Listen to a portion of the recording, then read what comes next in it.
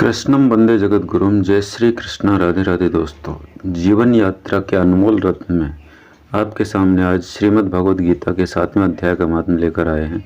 आवश्यक रूप से वीडियो को अंत तक देखें। जो लोग चैनल पर पहली बार हैं आवश्यक रूप से सब्सक्राइब करें। तो आइए शुरुआत करते हैं।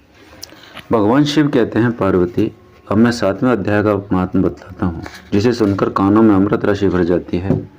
पाटलिपुत्र नामक एक दुर्गम नगर है, जिसका द्वार बहुत ही ऊंचा है। उस नगर में शंकुकर्ण नामक एक ब्राह्मण रहता था।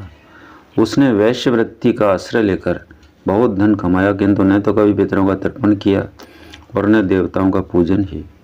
वह धनोपार्जन में तत्पर होकर राजाओं को ही भोज दिया करता था।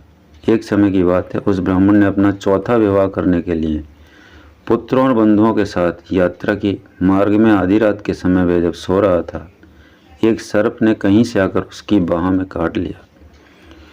उसके काटते ही ऐसी अवस्था हुई कि मणि मंत्र और औषधि आदि से भी उसके शरीर की रक्षा नहीं की जा सकी। तत्पश्चात कुछ ही क्षणों में उसके प्राण पखेरु उड़ गए। फिर बहुत समय के बाद वह प्रेत सर्प योनि में उत्पन्न हुआ। उसका चित्त धन की वासना में बंधा था। उसने पूर्व वृत्तांत को स्मरण करके सोचा, मैंने जो घर के बाहर करोड़ों की संख्या में अपना धन गाड़ रखा है, उससे इन पुत्रों को वंचित करके स्वयं ही उसकी रक्षा करूंगा।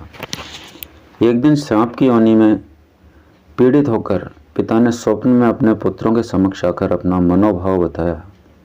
तब उसके निरंकुश पुत्रों ने सवेरे उठकर बड़े विस्मय के साथ एक दूसरे से स्वप्न में बातें कही कि आज मुझे ये स्वप्न आया। उनमें से मझला पुत्र कुदाल हाथ में लिए घर से बाहर निकला और जहाँ उसके पिता सर्प योनि धारण करके रहते थे, उस स्थान पर गया। यद्यपि उसे धन के स्थान का ठीक ठीक पता नहीं था, तो भी उसने चिन्हों से उसका ठीक निश्चय कर लिया और लोक बुद्धि से वहाँ पहुंचकर सांप की बावी को खोदने लगा। तब उस बावी से एक बड़ा भयानक सांप प्रकट हुआ और बोला, ओ मूढ़, तो कौन है? किस लिए आया है? क्यों बिल खोद रहा है? किसने तुझे भेजा है? ये सारी बातें मेरे सामने बता। पुत्र बोला, मैं आपका पुत्र हूँ, मेरा नाम शिव है। मैं रात्रि में देखे हुए स्वप्न से विस्मित होकर यहाँ का स्वर्ण लेने के कोतवाल से आया हूँ। पुत्र की यह वाणी सुनकर वह सांप हंसता हुआ उच्च स्वर से इस प्रकार स्पष्ट वचन बोला, यदि तू मेरा पुत्र है तो मुझे शीघ्र ही बंधन से मुक्त कर। मैं पूर्व जन्म के गाड़े हुए धन के लिए ही सर्प योनि में उत्पन्न हुआ हूँ। पुत्र ने पूछा, पिताजी आपकी मुक्ति कैसे होगी, इसका उपाय मुझे बताइए, क्योंकि मैं इस रात में सब लोगों को छोड़कर आपके पास आया हूँ। पिता ने कहा, बेटा गीता के अमृत में 7वें अध्याय को छोड़कर मुझे मुक्त करने में तीर्थ, दान, तप और यज्ञ भी सर्वथा समर्थ नहीं है।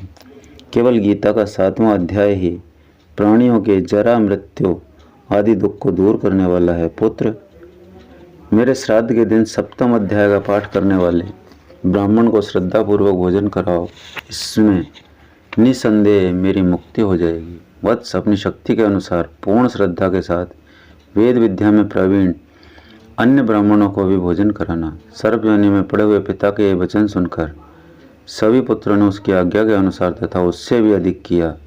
तब शंकुकर्ण ने अपने सर्प शरीर को त्याग कर दिव्य देह धारण किया और सारा धन पुत्रों के अधीन कर दिया। पिता ने करोड़ों की संख्या में जो धन बांट कर दिया था, उससे वे सदाचारी पुत्र बहुत प्रसन्न हुए। उनकी बुद्धि धर्म में लगी हुई थी, इसलिए उन्होंने बावली, कुआं, पोखर, यज्ञ तथा देव मंदिर के लिए उस धन का उपयोग किया और अन्नशालाएं भी बनवाई, अन्न क्षेत्र बनवाए। तत्पश्चात 7वें अध्याय का सदा जप करते हुए उन्होंने मोक्ष प्राप्त किया। पार्वती, ये तुम्हें 7वें अध्याय का महात्म्य बताया गया है, जिसके श्रवण मात्र से मानव सब पातकों से मुक्त हो जाता है।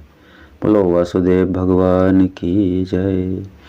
श्री कृष्ण गोविंद हरे मुरारे, हे नाथ नारायण वासुदेवा। श्री कृष्ण गोविंद हरे मुरारे, हे नाथ नारायण वासुदेवा। श्री कृष्ण गोविंद हरे मुरारे, हे नाथ नारायण वासुदेवा।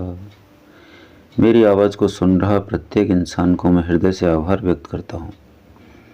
आशा करता हूँ कि निश्चित रूप से यहाँ तक पहुंचकर जिसने सुना है वो कभी भी अपने जीवन यात्रा के इस अनमोल रत्न से वंचित नहीं रहेगा, अपनी अंतिम सांस का इंतज़ार नहीं करेगा।